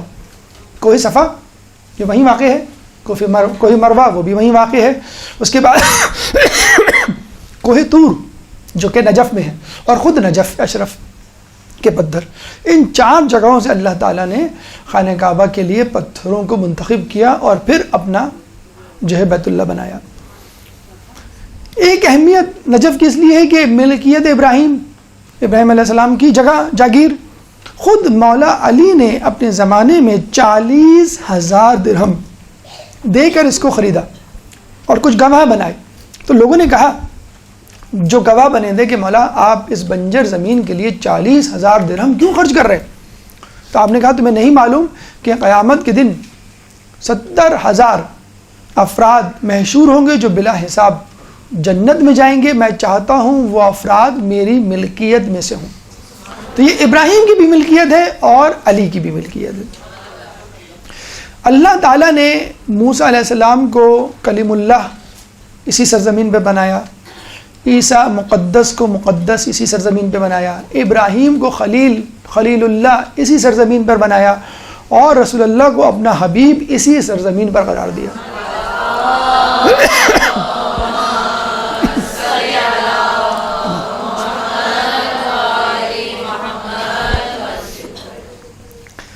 جس طرح عراق کی اپنی تاریخ ہے، نجف کی اپنی تاریخ ہے، خود حرم مطہر امام علی کی بھی اپنی تاریخ ہے. علی کی قبر ایک عرصے تک گمنام تھی. جیسے ہم نے بتایا پہلے کہ بی بی سیدہ کی قبر تو اب تک گمنام ہے، علی کی بھی قبر ایک عرصے تک گمنام تھی. مطلب پتنی کیسی امت ہے، ایک کی قبر کو ایک عرصے تک گمنام رکھا گیا، اس کی زوجہ کی قبر کو اب تک گمنام، پھر ایک کی لاشیں پہ کو پامال کیا گیا گھوڑے سے، اور ایک کے جنازے پہ تیر برسائے گئے. اور اگر یہ آیت نہ ہوتی قُلْ لَا أَسْأَلُكُمْ عَلَيْهِ أَجْرًا إِلَّا الْمَوَدَّةَ فِي الْقُرْبَى، اگر یہ آیت نہ ہوتی کہ میں تمہیں تاکید کرتا ہوں، اجر رسالت یہی ہے کہ میرے گھر والوں سے محبت کرو، اگر یہ آیت نہ ہوتی تو امت کیا کرتی. عجیب امت ہے کہ اپنے محسنین کو زندگی کے بعد بھی نہ بخشا. تو مولا علی کی قبر کو گمنام رکھا گیا. مولا نے بعد وصیت کی تھی کہ میرے جنازے کو پیچھے سے پکڑنا، آگے سے نہ پکڑنا، آگے سے فرشتے پکڑیں گے، وہ جہاں لے جائیں بس وہاں چلتے چلے جانا. چنانچہ لوگوں نے پیچھے سے پکڑ لیا، حسن حسین تھے پیچھے سے پکڑنے والے، اور آگے کسی نے نہیں پکڑا اور وہ ایستادہ رہا، سطح زمین سے بلند رہا. تو وہ جہاں جاتا جنازہ اور لوگ اس کے پیچھے پیچھے چل جاتے. بہت کم لوگ تھے، بہت ہی جسے کہتے ہیں مخلصین اس میں شامل تھے. اسی جگہ نجف میں جا کر وہ جنازہ رک گیا، ان کی وہاں تدفین ہوئی، اور ایک عرصے تک اس کو گمنام رکھا گیا. کیوں گمنام رکھا گیا؟ سب سے پہلے تو خوارج، جنہوں نے جنگ صفین میں مولا علی کا ساتھ دینے سے انکار کیا، نعوذ باللہ آپ کو کافر قرار دیا، وہ اس کوشش میں تھے نعوذ باللہ. پہلے تو شہید کیا عبد الرحمن ابن ملجم جو خوارج میں سے تھا، جس کو امیر شام نے رشوت دے کر مجبور کیا کہ تم علی کو قتل کرو. اس کے علاوہ علی کی تدفین کے بعد بھی وہ اس بات کی کوشش میں لگے رہے کہ کسی طرح ہمیں ان کی قبر مبارک نعوذ باللہ پتہ چلے، ہم ان کا لاشا پامال کریں نکال کے. تو بنو امیہ میں حجاج بن یوسف نے ملعون نے پہلے یہ کوشش کی، 3000 سے زائد قبروں کو اس نے کھدوایا کوفے میں کہ ان میں سے علی کی قبر کون سی، نعوذ باللہ، لیکن وہ ملعون اس میں کامیاب نہیں ہوا. بنو عباس کے دور میں داؤد عباسی ایک بادشاہ گزرا 132 ہجری میں. اس نے قبر دریافت ہونے کے بعد اپنے تو دریافت ہو گئی تھی ہارون رشید کے بعد، تو اپنے غلاموں کو کہا کہ جاؤ نعوذ باللہ قبر کشی کرو اور لاش کو پامال کرو. تو یہ غلام گئے، 5 ہاتھ انہوں نے قبر کو کھودا، اندر گئے تو بہت بڑا سا پتھر، اس پہ ضرب لگا رہے ہیں تو کوئی اثر ہی نہیں ہو رہا. تو جو سب سے طاقتور غلام تھا حبشی غلام، اس کو بولا کہ تم دوڑو اس کو. اس نے آ کے ضربے لگائیں، 2-4 ضربے لگائیں اور ہانپ گیا. ہانپنے کے بعد رونے لگا، بلبلانے لگا، ایک دم سے قبر سے باہر آیا تو اس کے جسم سے گوشت کے ٹکڑے گر کے کٹ کے گرنے لگے. لوگوں نے فوراً جا کے داؤد عباسی کو بتایا کہ بھئی اس کے ساتھ تو یہ ہوا ہے. تو اس نے فوراً کہا کہ کسی کو بتانا مت کہ یہ میں نے کہا تھا یا تم لوگوں نے ایسی حرکت کرنے کی کوشش کی، بلکہ الٹا جا کر مقبرے کی از سر نو تعمیر کی تاکہ لوگوں کو یہ تاثر دے سکے کہ میں تو علی کا چاہنے والا ہوں. یہ بالکل ویسے ہی ہے کہ جو مامون رشید نے کیا تھا، باپ کو قتل کر کے بیٹے کو جو ہے وہ اپنا ولی عہد بنا دیا. تو اگر بنو امیہ بنو عباس کے لوگ کہیں کوئی فیور کرتے ہوئے نظر آتے ہیں تو اس کے پیچھے کوئی سیاسی چال ہوا کرتی ہے. اس کے علاوہ خود عرب قبائل سے خطرہ تھا. یہ ایک عجیب خطرہ تھا عرب قبائل سے. کیوں؟ مولا علی اپنے سامنے آنے والے کو اسلام کی دعوت دیا کرتے تھے، نہیں قبول کرتا تھا تو تلوار سے 2 ٹکڑے کر دیا کرتے تھے. ٹھیک، اب ظاہر سی بات ہے کہ جس جنگ میں وہ شریک ہوتے مین آف دا میچ، سب سے زیادہ جو مقتول تھے وہ ان کے ہاتھوں ہی واصل جہنم ہوتے. تو عرب قبیلے کا کوئی قبیلہ ایسا نہیں چھوڑا. عرب قبائل میں کوئی ایسا قبیلہ نہیں تھا کہ جس کے افراد میں سے کچھ افراد کو مولا علی نے نہ قتل کیا ہو. یعنی ہر قبیلے کا مشترکہ دشمن علی کی ذات تھی. تو عرب قبائل سے ان کو خطرہ تھا کہ عرب قبائل، اچھا یہ بھی میں آپ کو بتا دوں کہ ٹھیک ہے آپ کہیں گے بھئی رسول اللہ کی آمد کے بعد تو مسلمان ہو گئے تھے، رسول اللہ کی آمد کے بعد مسلمان تو ہوئے تھے، لیکن کیسے مسلمان ہوئے تھے؟ سفیان جیسے فتح مکہ کے بعد زیادہ تر لوگ کیوں مسلمان ہوئے تھے؟ مجبوری میں مسلمان ہوئے تھے، اور جب انہوں نے دیکھا کہ اسلام لانے میں فائدہ ہے تو اسلام لے آئے مجبوراً، ورنہ تو واپس پلٹ جاتے، اور جن کو حکومت نہیں ملی وہ واپس پلٹ گئے۔ خود شبلی نعمانی نے اپنی کتاب الفاروق میں لکھا ہے کہ رسول اللہ کے انتقال کے بعد عرب قبائل میں کوئی ایسا قبیلہ نہیں تھا کہ جس کا کوئی نہ کوئی فرد مرتد نہ ہو گیا ہو واپس۔ تو آپ نے دیکھا کہ لوگوں نے رسول اللہ کے انتقال کے بعد کس طرح اپنا رخ پھیرا، تو عرب قبائل سے تھا خطرہ۔ تو اس زمانے میں اس کا قصہ انشاءاللہ ہم آگے جا کے تفصیل سے سنائیں گے، لوگ جو ہے پوچھا کرتے تھے، کیونکہ دیکھیں نا جس طرح شہروں میں تنظیموں میں ایک عروج ایک زوال آتا ہے، کراچی میں رہنے والے تو جانتے ہوں گے عروج اور زوال آتا ہے، پاکستان میں رہنے والے ان کی سیاست کو واقف ہوں گے، تو جب قبائل کو عروج آتا تھا تو وہ پوچھا کرتے تھے کہ ہمارے دشمن کون کون گزرے ہیں، فلاں فلاں فلاں فلاں، ان کی قبریں کہاں ہیں، تو ان کی قبروں پہ جا کے ان کی قبروں کو پامال کیا کرتے تھے۔ بنو عباس نے بنو امیہ کی کئی قبروں کو بادشاہوں کو نکال کے، بلکہ تاریخ تو کہتی ہے کہ بنو عباس نے بنو امیہ کے ہر بادشاہ کی قبر کے لاشیں کو نکال کر پامال کیا سوائے عمر بن عبدالعزیز کے، اور اس کے بارے میں ہمارے علماء فرماتے ہیں کہ یہ وہ واحد بادشاہ تھا بنو امیہ کا جس نے علی پہ لعنت رکوائی، شاید اس وجہ سے اس کی لاش کی بے حرمتی ہونے سے رک گئی۔ بہرحال تو یہ مولا علی کو خدشہ تھا، چنانچہ انہوں نے جو ہے وہ اپنی قبر کو گمنام رکھا۔ اور اچھا یہ بھی دیکھیں کہ قبر جو ہے اس کا انکشاف دشمنان اہل بیت ہی میں سے ہوا، اور حدیث رسول موجود ہے، اس میں کوئی حیران ہونے کی بات نہیں ہے کہ اللہ تعالیٰ بسا اوقات دین کا کام نیک بدکار فاسق و فاجر سے بھی کرواتا ہے۔ ہارون رشید ایک دفعہ شکار کے لیے گیا تو اس کو ہرن اور زیبرے نظر آئے، زیبرا، تو وہ بڑا خوش ہوا۔ ہرن تو بہت زیادہ اہم چیز شکار کے لیے مانی جاتی ہے، زیبرا مفقود تھا، تو اس نے اپنے کتے، شکاری کتے پیچھے لگائے اور گدھ کو اڑایا کہ جاؤ پکڑو، تو کچھ دیر گئے تو یہ جو ہرن تھا اور زیبرا تھا یہ جا کے نا ٹیلے پہ جا کے کھڑے ہو گئے۔ اب وہ پریشان کہ کتا نہ آگے جا رہا ہے نہ گدھ حملہ کر رہا ہے، جیسے ڈر رہے ہوں اس جگہ سے، جائیں گے تو کوئی ضرر پہنچے گا، مر جائیں گے، کچھ ہو جائے گا۔ تو کافی دیر جب گزر گئی تو اس نے وہاں پہ موجود ایک شخص کو پوچھا جو وہاں کا رہائشی لگتا تھا کہ کیا مسئلہ ہے، یہ کتے اور یہ گدھ آگے کیوں نہیں جا رہے، لیکن ہرن اور زیبرا تو وہاں کھڑے ہوئے ٹیلے پہ۔ تو پھر اس نے بتایا یہ مولا علی کی خبر ہے۔ جب اس کو پتہ چلا تو اس نے کہا یہ تو بڑا اچھا موقع ہے اپنے آپ کو خاندان اہل بیت سے محبت کرنے والا ظاہر کرنے کے لیے، تو اس نے پہلی مرتبہ باقاعدہ قبر تعمیر کی، زری بنائی اور مزار بنایا، اور عام لوگوں کے لیے اس کو کھولا۔ پہلی مرتبہ جو ہے لوگوں کو پتہ چلا کہ یہاں پہ مولا علی کی قبر ہے، اور پھر عام لوگوں نے وہاں پہ آنا جانا شروع کیا۔ پھر اس کے بعد بہت سارے لوگ تھے جنہوں نے مولا علی کے حرم مطہر میں تعمیرات میں حصہ لیا۔ ویلم، موصل، طبرستان، یہ وہیں کے علاقے ہیں کہ شیعہ جو تھے، ویلم، طبرستان اور موصل کے شیعہ، انہوں نے آ کے ان کی قبر مبارک پہ کسی نے گنبد تعمیر کرایا، کسی نے زری، کسی نے قبر کو کشادہ کیا، کبھی حرم وسیع کیا۔ لیکن شاہ صفوی اسماعیل صفوی خاندان کا بڑا کنٹریبیوشن ہے ایران کے، بلکہ انہوں نے عثمانیہ سلطنت جو اس وقت موجود تھی اور ایران میں صفوی خاندان تھا، انہوں نے کہا بھی تھا عثمانیہ سلطنت کو کہ آپ نجف ہمارے حوالے کر دیں، ہم سنبھال لیں گے، ہم اس کو دیکھ لیں گے۔ جیسے حج ایک زمانے میں ترکوں کے انڈر میں تھا، آپ کو یاد ہوگا، اور وہ ٹیک کیئر کرتے تھے۔ اور ایک خبر یہ بھی آئی ہے کہ ابھی اس وقت سعودی عرب کی معیشت اتنی بری طرح بدحالی کی طرف جا رہی ہے کہ انہوں نے ترکی سے ریکویسٹ کی تھی کہ آپ حج سنبھال لیں دوبارہ فار دا ٹائم بینگ، لیکن خود ترکی کی جو سیاسی صورتحال ہے وہ اس بات کی اجازت نہیں دیتی کہ وہ حج کو ٹیک کیئر کریں۔ تو ترکوں سے یعنی سلطنت عثمانیہ سے ریکویسٹ کی تھی شاہ اسماعیل نے کہ یہ نجف ہمیں دے دو اور جتنی قیمت چاہیے لے لو۔ تو اس زمانے کے ترکی وزیر یا عثمانی وزیر نے کہا تھا کہ نجف کا ایک پتھر ہمیں 1,000 لوگوں سے زیادہ عزیز ہے، نجف تو کیا ہم ایک پتھر بھی نہیں دیں گے۔ بہرحال جب ان کی قبر مبارک دریافت ہوئی تو لوگوں کی جو سوئی ہوئی محبت تھی مولا علی سے وہ جاگ اٹھی۔ جس طرح خلیفہ سویم کے بعد ایک دم سے لوگوں کے دلوں میں مولا علی کی خلیفہ محبت جاگ اٹھی. اس طرح ان کی قبر کے انکشاف ہونے کے بعد لوگ جوق در جوق یہاں پہ آیا کرتے تھے, زیارت کیا کرتے تھے, اور جو بھی اپنی تعلیمات, جو بادشاہ اپنے اپنے حساب سے اس کی تعلیم و ترقی میں حصہ لے سکتا تھا.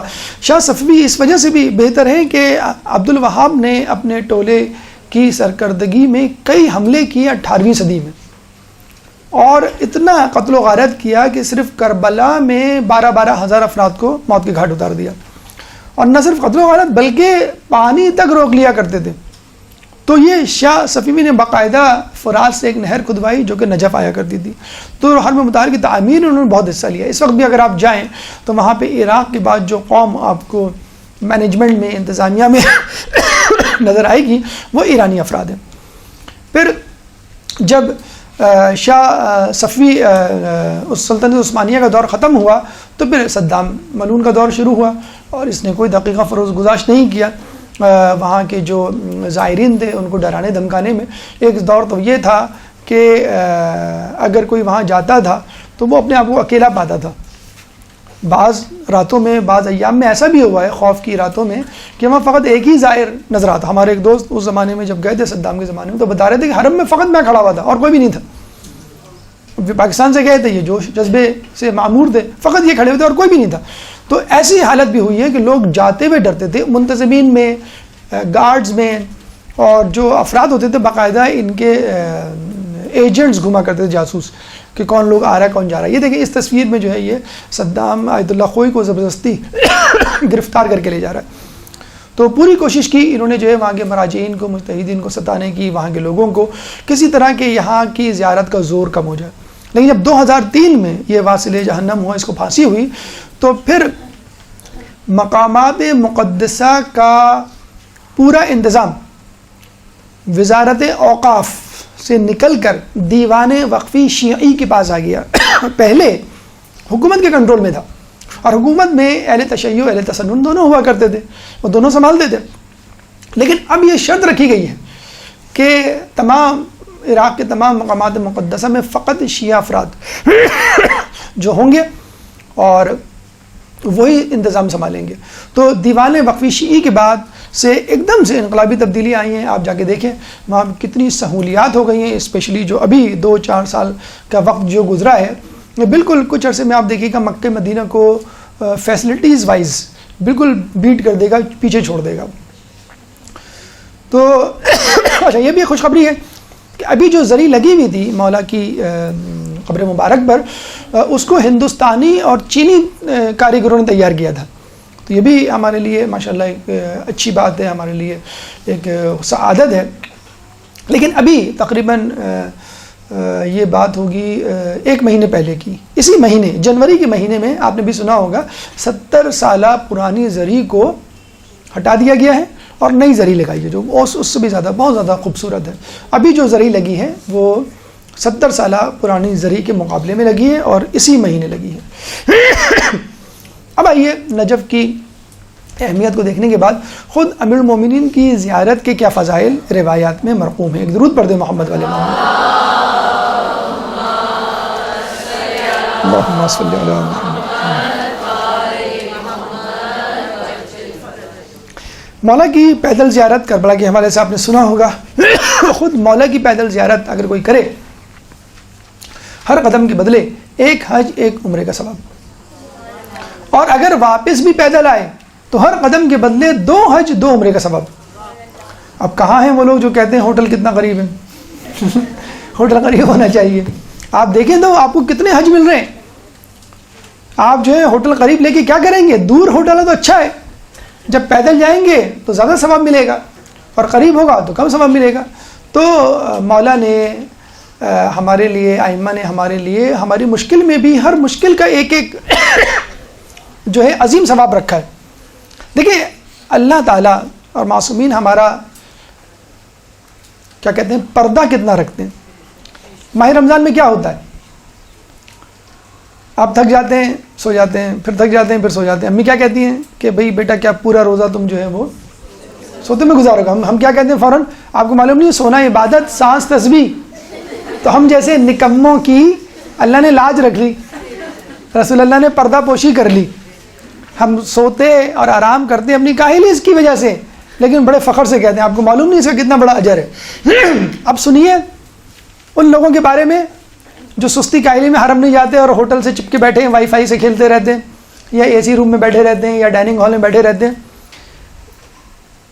حرم کے قرب و جوار میں، یعنی قرب و جوار کا مطلب ہوٹلز میں ایک رات بسر کرنے کا کیا ثواب ہے آپ کو معلوم ہے؟ کتنی مہینوں کی، کتنے سالوں کی عبادت کا ثواب ہوگا؟ 700 سال کی عبادت کا ثواب ہے۔ فقط ایک شب اپنے ہوٹل میں گزارے ہیں، آپ سو کے آ رہے ہیں، آپ کچھ نہیں کر رہے ہیں، تھک گیا بھائی میں ہوٹل جا رہا ہوں، عبادت نہیں کرو گے؟ نہیں، اگر تمہیں معلوم نہیں ہوٹل جا کے مجھے 700 سال کی عبادت کا ثواب ملے گا۔ لیکن اب آپ یہ سوچیں، تھوڑا سا اس کو پازیٹیولی لیں، کہ جو حرم کے قرب و جوار میں رہے 700 سال کی عبادت کا ثواب ایک سال میں پائے، جو حرم کے اندر رہے وہ کتنا ثواب پائے گا؟ اللہم صلی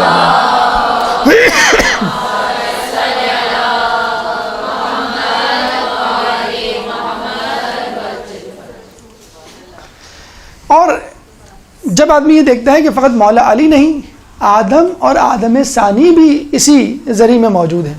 نوح علیہ السلام کو آدم ثانی کہا جاتا ہے۔ اچھا، کچھ لوگ پوچھتے ہیں کہ یہ کیا علت ہے 1,24,000 میں اللہ تعالیٰ نے انہیں کو چنا؟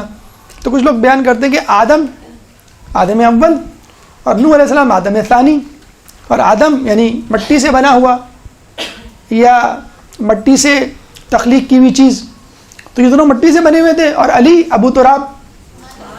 تو اب اندازہ لگا لیجئے کہ مولا علی کی انبیاء پہ کیسے فضیلت۔ تو یہ دونوں انبیاء مولا علی کی پائندی کے قریب، پائے اقدس کے قریب دفن ہے، اور خود انہوں نے یہ کوئی بائی چانس، کوئی انسیڈنٹ نہیں تھا، ایکسیڈنٹ نہیں تھا کہ بس ایک دم سے ہو گیا، کہ آدم علیہ السلام نے اور نوح علیہ السلام نے دونوں نے خواہش ظاہر کی تھی۔ اب مولا علی تو پیدا ہوں گے 14 کیا 5,000 10,000 سال بعد، انہوں نے خواہش ظاہر کی تھی ہمیں یہاں دفنایا جائے۔ تو کہتے ہیں کہ جب نوح علیہ السلام کی کشتی بیت اللہ کے پاس آئی اور اس نے جو ہے وہ طواف کیا، پوری دنیا ڈوب گئی تھی، کعبہ نہیں ڈوبا، اونچا تھا، ٹیلے پہ تھا، مربع تھا۔ مولا علی کا شہر مربع نہیں ہے، مستطیل ہے، اونچا ہے اور ٹیلے پر ہے۔ تو کشتی نے طواف کیا تو وہاں فوراً وہی ہوئی کہ یہاں پر قبر میں موجود آدم علیہ السلام کی تابوت کو نکالو اور اپنی کشتی میں رکھ لو۔ تو نوح علیہ السلام نے فوراً کھدائی کی جہاں پہ ان کو بتلایا گیا تھا، وہ پورا جو ہے صندوق جو ہے جہاں پہ جس کے اندر آدم علیہ السلام کی قبر تھی، جسد خاکی تھا، اس کو اپنی کشتی میں رکھا اور پھر بتائے گئے مقام پر دفنایا۔ اور پھر خود اب ان کو معلوم تھا کہ آدم نے بھی خواہش ظاہر کی تھی جب یہ دفن ہوئے ہیں تو یہاں مولا علی بھی ہوں گے، تو انہوں نے بھی اپنے لوگوں کو یہ کہہ دیا تھا کہ مجھے یہاں دفنانا۔ تو جب ان کو دفنایا گیا، ان کو بھی ان کے والوں نے، ان کے چاہنے والوں نے، پیروکاروں نے دفنایا، اور جب مولا علی کو دفنانے کے لیے لائے گئے اور جب قبر کھودی گئی تو یہ ورقہ باقاعدہ نوح علیہ السلام کی طرف سے نکلا کہ مجھے یہیں پہ دفنانا۔ تو دونوں افراد کی خواہش تھی، یہ کوئی ایک بائی چانس وہ نہیں تھا کہ دونوں افراد یا تینوں افراد جو ہے اتفاقاً وہیں پائے گئے۔ ورنہ آپ دیکھیں کہ اللہ تعالیٰ نے، یہ بھی ایک دیکھیں تاریخی حقیقت ہے جس سے یہ بات ثابت ہو رہی ہے کہ آدم علیہ السلام نے خواہش ظاہر کی تھی، اس لیے اللہ تعالیٰ نے دوبارہ ان کو اپنی قبر سے نکلوایا۔ نوح علیہ السلام کے بارے میں کہہ سکتے ہیں بائی چانس وہ وہیں پہ کوئی جودی جو ہے وہیں پر کشتی آ کے ٹھہری تھی، وہیں پہ ان کا انتقال ہو گیا، وہیں انہوں نے مسکن اختیار کیا۔ آدم علیہ السلام تو نہیں تھے وہاں پہ، وہ تو وہاں تھے، بیت اللہ کی طرف تھے، مکہ معظمہ میں تھے۔ تو ان دونوں کی خواہش تھی کہ ہم کسی طرح حضرت علی کے ساتھ ان کی قبر مبارک کے آس پاس جو ہیں وہ دفن ہوں۔ خود فضیلت کے حوالے سے چھٹے امام جعفر صادق علیہ السلام فرماتے ہیں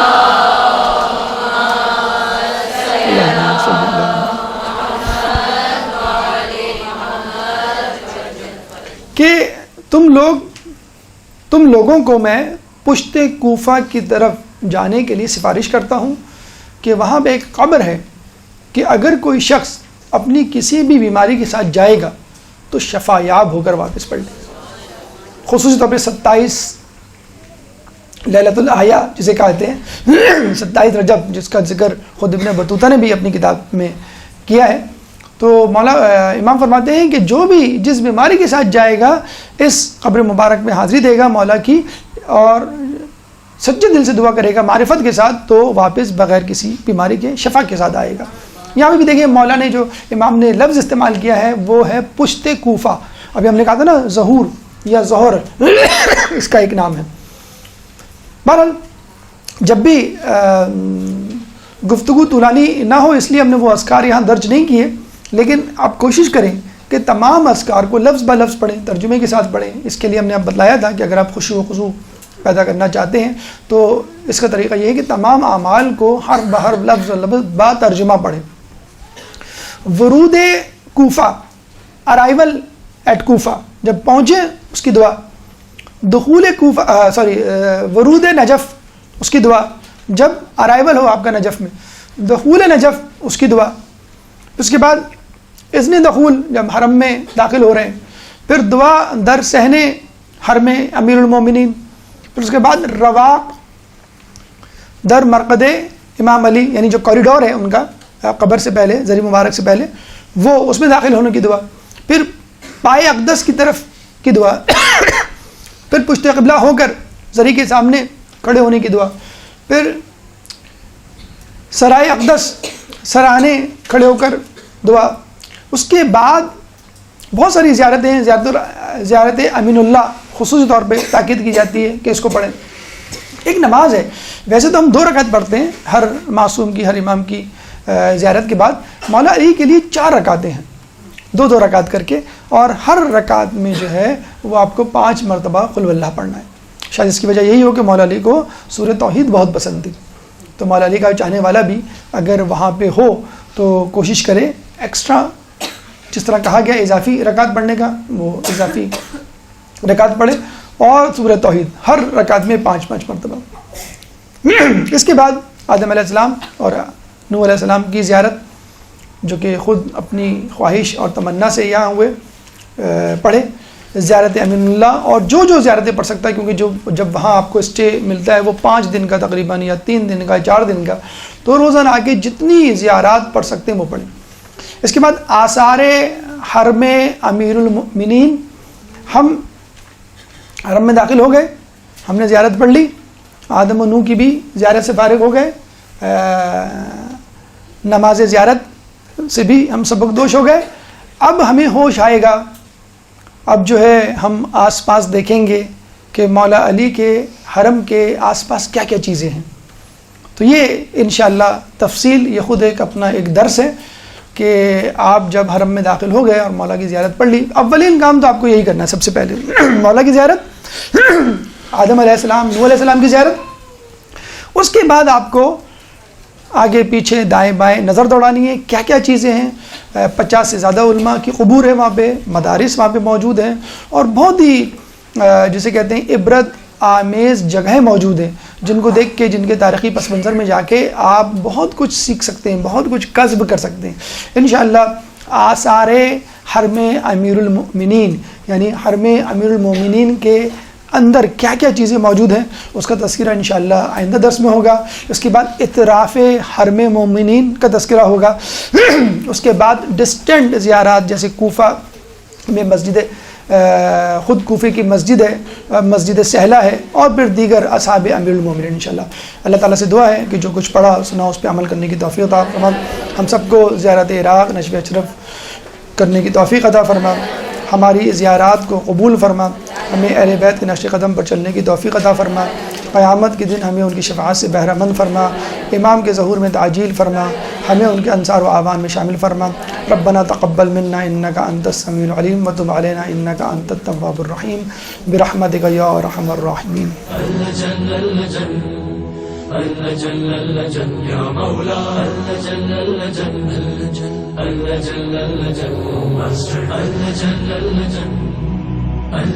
يا صاحب السماء